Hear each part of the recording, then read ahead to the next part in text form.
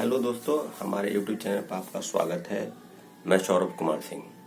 आज जिस विषय को लेकर जो खास विषय है वो बिहार कर्मचारी चयन आयोग की जो स्नातक स्तरीय संयुक्त प्रतियोगिता परीक्षा जो बीते महीने यानी 23 दिसंबर और 24 दिसंबर को बिहार के विभिन्न जिलों में आयोजित हुई। लगभग 9 लाख अभ्यर्थियों ने इस परीक्षा में भाग लिया और जिस प्रकार की बातें सामने आई कि परीक्षा के दौरान यानी परीक्षा जब शुरू हो रहे थे परीक्षा 10 बजे से परीक्षा छुड़ी थी और कुछ जो पाली की परीक्षा थी प्रथम पाली की 23 तारीख की पाली की परीक्षा 11 बजे कुछ मिनट में वायरल हो गए। निश्चित रूप से लगातार यहाँ तक कि 23 की दूसरी पाली के प्रश्न पत्र जो है वो परीक्षा के दौरान ही वायरल थे और लगातार 23 की हो या 24 की सारी परीक्षाओं के प्रश्न पत्र वायरल थे और लगातार इस तरह की बातें सामने आ रही थी कि आखिर क्या किया जाए। निश्चित रूप से लगातार आयोग और प्रशासन ने लगातार इस बात की पुष्टि की कि नहीं जांच हो रही है और हम लोग जांच के बिंदु पर जब पहुंचेंगे तो कोई अंतिम फैसला लिया जाएगा। निश्चित रूप से जांच जब चल रही थी तो जांच के उपरांत ही लगातार यह पाया गया कि नहीं मोतिहारी के एक सेंटर से 2 अजय और विजय नाम के युवक ने परीक्षा में शामिल होने के लिए खुद पास होने के लिए उन्होंने प्रश्न पत्र को आउट किया है। निश्चित रूप से इस तरह की जब बातें सामने आई तो आर्थिक अपराधी की टीम ने जिसने जांच कर रही थी उन्होंने प्रश्न पत्र के सिलसिले में लगातार जांच की और उन्होंने क्वेश्चन को ये पाया कि नहीं बिल्कुल क्वेश्चन हूबहू वही है जो परीक्षा में पूछे गए थे। निश्चित रूप से सारे क्वेश्चन सारी परीक्षाओं के क्वेश्चन प्रश्न पत्र वायरल है, जबकि प्रश्न पत्र वायरल है और जब परीक्षार्थी परीक्षा केंद्र से बाहर निकल रहे हैं तो हूबहू वही आंसर उनको मैच कर रहा है। निश्चित रूप से सारे परीक्षाओं के जो प्रश्न पत्र आउट है इसी प्रकार की व्यवस्था सामने आई।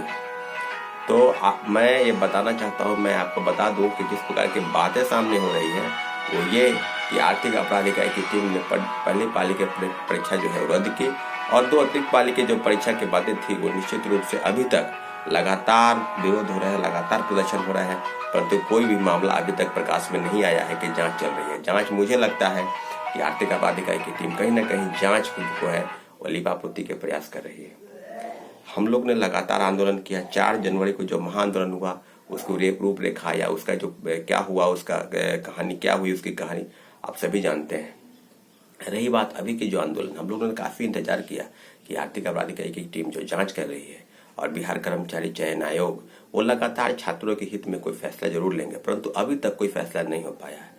लगातार 21 जनवरी को बैठक हुई, उसके बाद 23 जनवरी को हम लोगों ने बिहार एसएससी को एक ज्ञापन सौंपा और कहा कि 7 दिनों के अंदर एक अल्टीमेटम दिया जाएगा। अगर 30 तक अगर कोई बातें नहीं होती है, 30 तक कोई फैसला उचित फैसला छात्रों के हित में नहीं होता है तो निश्चित रूप से आयोग का घेराव किया जाएगा।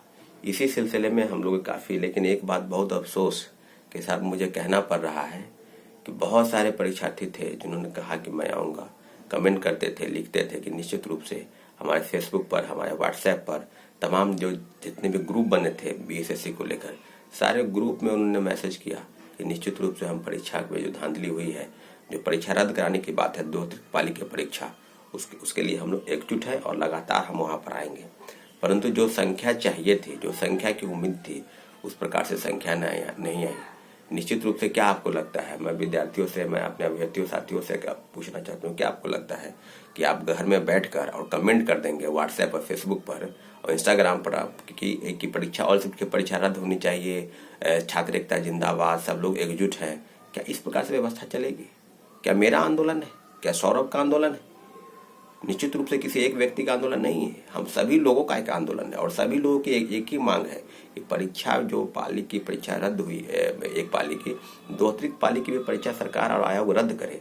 परंतु जिस प्रकार के आप लोगों में एकजुटता नहीं दिखाई दी, लगातार जो इस प्रकार की बातें सामने आ रही है कि बिल्कुल एकजुट नहीं है, पता नहीं आपको किसी बात का डर है या संशय बना हुआ है, क्या समझ में आता है, समझ नहीं आ रहा है।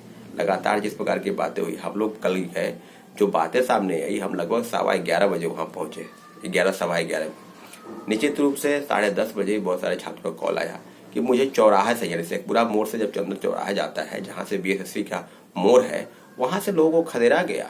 50 सैकड़ों विद्यार्थी उधर भाग रहे थे, कोई उधर भाग रहे थे। निश्चित रूप से लगातार जो परीक्षार्थी वहां पहुंच रहे थे सबको वहां पहुंचने नहीं दिया गया। इस प्रकार की बातें सामने आई। बहुत सारे हमारे साथी जो है वो वहां आने से भी डर गए, क्योंकि जिस प्रकार का पुलिस व्यवस्था की चारों तरफ से पुलिस प्रशासन ने घेराव कर रखा था और लगातार इस बात की सामने आई, पुष्टि हुई कि क्या तो इस प्रकार की मुझे बिल्कुल डर नहीं। डर की क्या बात है भाई, हम लोगों ने ज्ञापन सौंपने जाना है, निश्चित रूप से वहां प्रदर्शन होगा और शांतिपूर्वक प्रदर्शन होगा। कहीं हिंसा की कोई बात थोड़ी है। अगर हिंसा होगी तब ने आप लाठीचार्ज करेंगे, तब आप बलपूर्वक कुछ करेंगे। यहाँ तक कि बिना मौन शांतिपूर्वक ही आंदोलन था 4 जनवरी को, इसके बावजूद भी लाठीचार्ज हुआ। तो पटना पुलिस प्रशासन द्वारा किस प्रकार की बातें सामने आ रही है और क्या हो रहा है, निश्चित रूप से मुझे लगता है कि आयोग और प्रशासन मिलकर इस मामले को रफा दफा करने का प्रयास कर रही है। लेकिन मैं आपको बता दूं कि छात्र और अभ्यर्थी अब एकजुट है। निश्चित रूप से हम लोगों ने जिस प्रकार की बातें सामने आई है, मैं वहां गया, खान साहब थे जो मजिस्ट्रेट थे और लगातार पुलिस बल के साथ मुझ पर दबाव बनाने का प्रयास किए कि मैं ज्ञापन सौंप दूंगा। ज्ञापन आप क्यों सौंपेंगे भाई, ज्ञापन हम छात्र अभ्यर्थी देंगे। ज्ञापन निश्चित रूप से मिलाने का प्रयास, हम मिलने का प्रयास कर रहे थे पर मुझे मिलने नहीं दिया गया और लगातार पुलिस प्रशासन पर बलपूर्वक मुझे गिरफ्तार किया गया। ठीक है, कोई बात नहीं, गिरफ्तारी होती है, कोई दिक्कत नहीं है, परंतु जिस प्रकार की बातें हैं कि गिरफ्तारी हुई, परंतु अभी तक जो बातें, जो हमारे साथी थे उन्होंने अपना निर्णय लिया और वो आरजेडी ऑफिस गए। आरजेडी कार्यालय में जो आरजेडी के प्रदेश अध्यक्ष जगदानंद सिंह, इन लोगों को बेइज्जत करके भगा दिया गया कि इन लोगों को भगाओ, इन लोगों की मांग नहीं सुनी जाएगी। जगदा बाबू याद रखिएगा, छात्र अभ्यर्थी को आप भगा रहे ना, एक दिन अब चुनाव में जाइएगा ना तो दौड़ा दौड़ा के पीटेंगे छात्र अभ्यर्थी, याद रखिएगा ये दिन। निश्चित रूप से बिल्कुल आपत्तिजनक चीजें हुई है। और उसके बाद इन्होंने इन लोगों ने बिहार के उप मुख्यमंत्री श्री तेजस्वी यादव के घर पर गए। तेजस्वी यादव जो कभी बोले ही नहीं बीएसएससी के मामले में, कभी नहीं, एक शब्द नहीं, मीडिया के सवाल पर लगातार बचते रहे और आयोग और प्रशासन की जो कार्य प्रणाली है उसको ढकने का उन्होंने प्रयास किया। क्या इस तरह की बातें होगी? फिर भी तेजस्वी यादव के पास ये लोग 3 से 4 घंटा तक खड़े रहे और फिर उसके बाद मुलाकात हुई। मुलाकात में जो बातें कही गई कि आप एविडेंस लाइए, एविडेंस छात्र क्यों देंगे भाई? एविडेंस आपको पता करना है कि किसने प्रश्न पत्र आउट किया, सरगना कौन है, पहली बार कब हुआ, तो आप एविडेंस छात्रों से मांग रहे हैं। उसके बाद उसका फुल एड्रेस मांगा जा रहा है।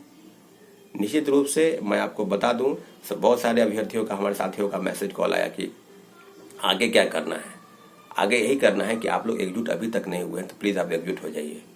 अगर आपको लगता है कि आपकी मांग बिल्कुल जायज है, तो अगर आपको नहीं लगता है तो आप घर में बैठ के कमेंट कीजिए। हम लोगों ने लगातार प्रयास किया है। हम 10 दिन का अल्टीमेटम फिर से देते हैं आयोग और सरकार को कि 10 दिन के अंदर अगर कोई उचित फैसला नहीं लेते तो 10 दिन के बाद फिर से छात्र और अभ्यर्थी एकजुट होकर विभिन्न जिलों में प्रदर्शन करेंगे और सरकार और आयोग इसकी जिम्मेवार होगी। मुख्य रूप से सरकार और आयोग इसके लिए जिम्मेवारी लेगी। बस अंतिम बार यही कहेंगे कि आप लोग एकजुट होइए। अभी तक एकजुट नहीं हो पाए और आंदोलन की बात करते हैं, आप डर जाते हैं, आने की बात करते हैं, सिर्फ कमेंट करते हैं, तो कमेंट से काम नहीं चलेगा। आप लोग एकजुट होइए।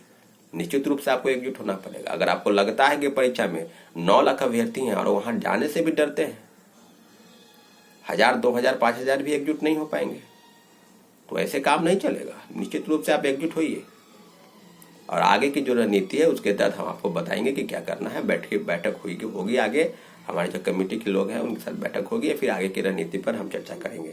परंतु अभी तक जो बातें आई है वो यही कि आप लोग एकजुट नहीं है। एकजुट हो जाइएगा, फिर सारे मामलों को रफा दफा अगर सरकार आयोग करने का प्रयास करेगी, हम लोग रफा दफा नहीं होने देंगे। निश्चित रूप से अब अंतिम बार यही कहेंगे कि आप लोग प्लीज एकजुट हो जाइए।